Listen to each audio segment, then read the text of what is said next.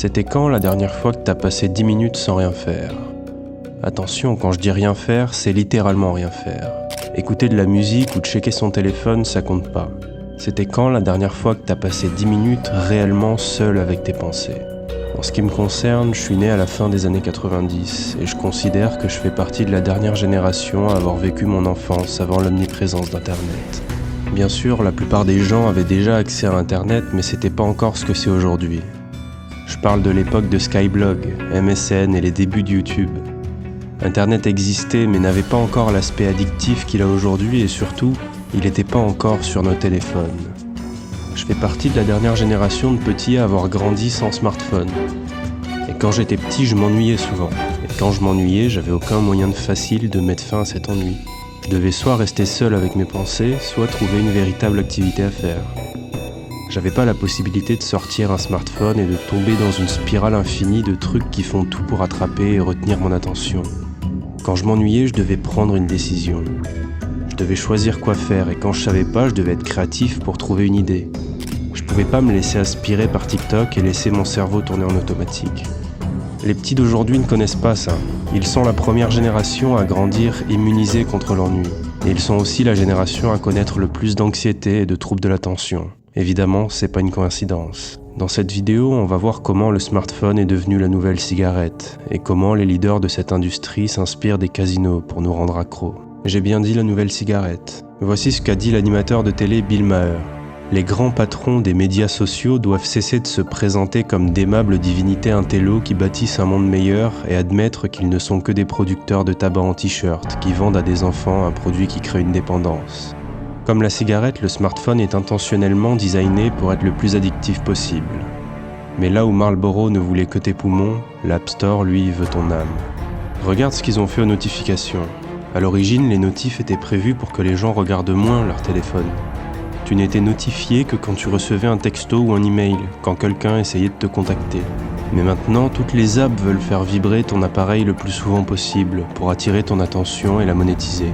Et c'est devenu comme ça parce qu'on est entré dans une économie de l'attention où le business model de ces entreprises consiste à capter le plus possible de minutes de ton attention pour les revendre à des annonceurs.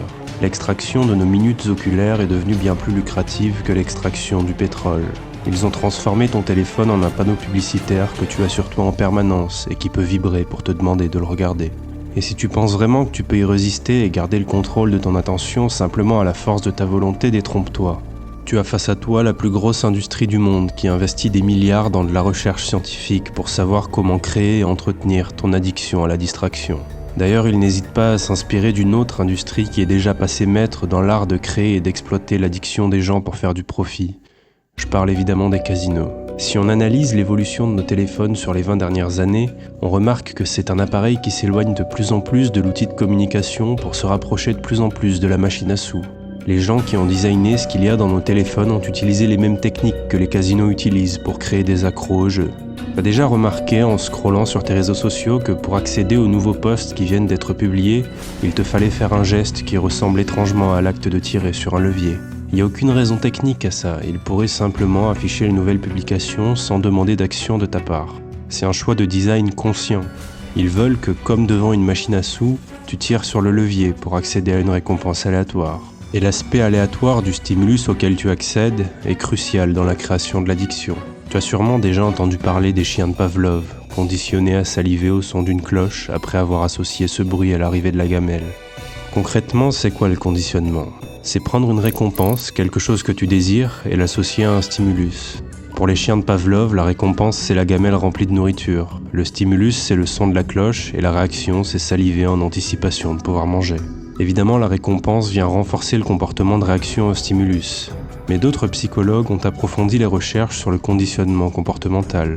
Skinner est un psychologue qui a reproduit cette expérience sur des rats et sur des pigeons, mais en ajoutant la nécessité d'une action.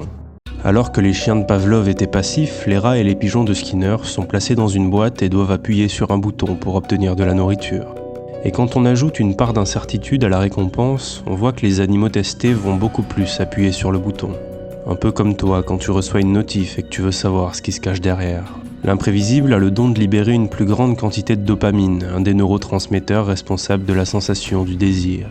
D'ailleurs, l'équipe qui a inventé le bouton like de Facebook s'est inspirée de l'expérience de Skinner.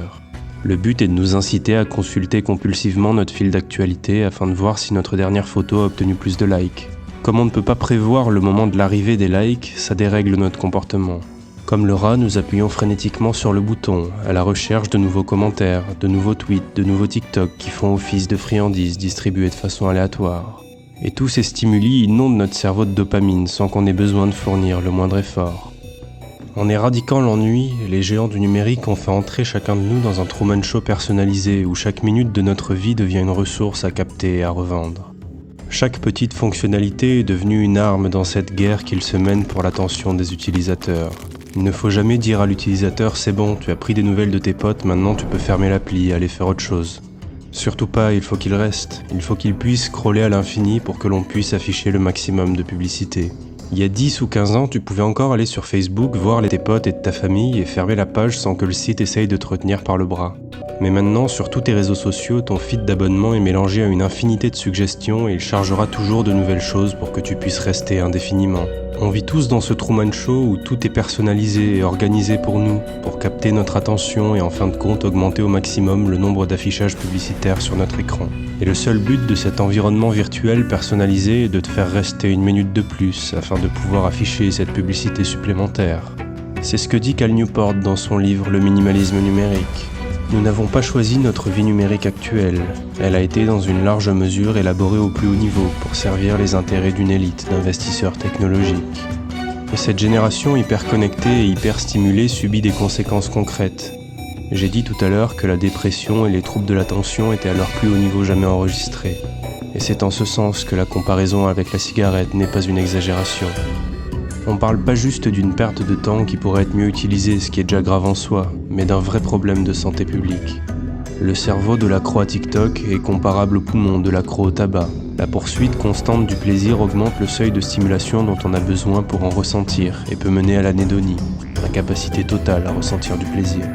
Une étude a montré que les gens qui passent plus de 7 heures par jour à interagir avec un écran ont 2 fois plus de chances d'être diagnostiqués dépressifs. Et avec les formats courts qui défoncent notre capacité d'attention, on perd la capacité à reporter la gratification. Une capacité pourtant fortement corrélée à la réussite dans de nombreux domaines. Et s'ajoute à ça la frustration de ne pas être aux manettes de sa propre vie qui va créer un sentiment de tristesse et un besoin de réconfort qu'on va aller chercher auprès des dealers de stimulation numérique qui sont déjà là dans notre main. Le cercle vicieux est parfait pour tous ceux qui en tirent des revenus colossaux.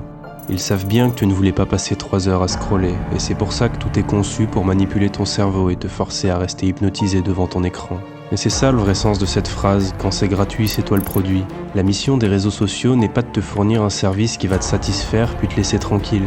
Leur mission, c'est d'agréger de façon massive l'attention des utilisateurs pour revendre cette attention à des annonceurs. Et dans cette équation, tu n'es pas le client, tu es le produit que Facebook vend à ses annonceurs. Tes intérêts n'entrent pas en considération. Facebook a des obligations envers ses clients, mais pas envers toi. Et la promesse qu'ils font à leurs clients, c'est de leur fournir un ciblage publicitaire précis. Leur produit, c'est la mise à disposition de l'attention des personnes sélectionnées pour être les plus susceptibles d'acheter le produit qu'ils ont à promouvoir. Et l'effet secondaire de cette promesse, c'est une intrusion toujours plus importante dans ta vie privée, parce qu'il le faut bien pour créer un profil précis de tes centres d'intérêt et vendre ton attention à un prix plus élevé. Leur business est en quelque sorte un proxénétisme de l'attention. Facebook est le pimp, le publicitaire est le client, et je te laisse deviner qui tu es. L'éradication de l'ennui ressemblait certainement à une utopie avant qu'on en voie les résultats concrets. On a perdu ces moments privilégiés qu'on passait seuls avec nous-mêmes. Et comme je l'ai dit, beaucoup de milléniaux ne savent pas vraiment ce que c'est que d'être réellement seul avec ses pensées. En fait, cette génération ne sait pas ce que c'est d'être seul et qu'on nous foute la paix. Ils ont en permanence un truc qui vibre ou qui clignote pour essayer d'attirer leur attention, pour la farmer et la revendre. Et même s'ils ont désactivé les notifs, il y a toujours une partie de leur cerveau qui est prise en otage à se demander si le dernier tweet a une nouvelle réponse ou des nouveaux likes. Depuis que l'attention humaine est devenue une ressource naturelle à capter et à revendre, elle est devenue un champ de bataille bombardé en permanence par des sollicitations. C'est pour ça qu'au final, payer avec son attention est pire que payer avec son argent. Quelque part, Amazon, eux, s'en foutent que tu passes pas tes journées sur leur site. Ils en ont après ton argent, pas ton attention. Pour Amazon, tu es le client, donc ils ont plutôt intérêt à te traiter correctement, contrairement à Facebook. Tout ce que veut Amazon, c'est que tu achètes chez eux quand t'as besoin de quelque chose.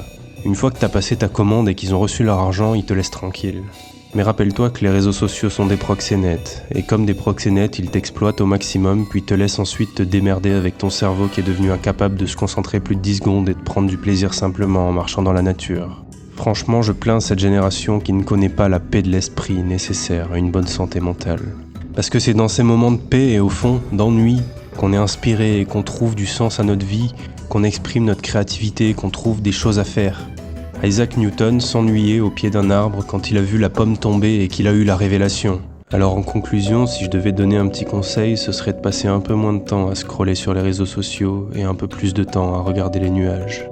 Je te remercie d'avoir regardé cette vidéo jusqu'au bout et si t'es arrivé là, tu aimeras sûrement mon analyse d'American Psycho, alors je te conseille d'aller la voir maintenant.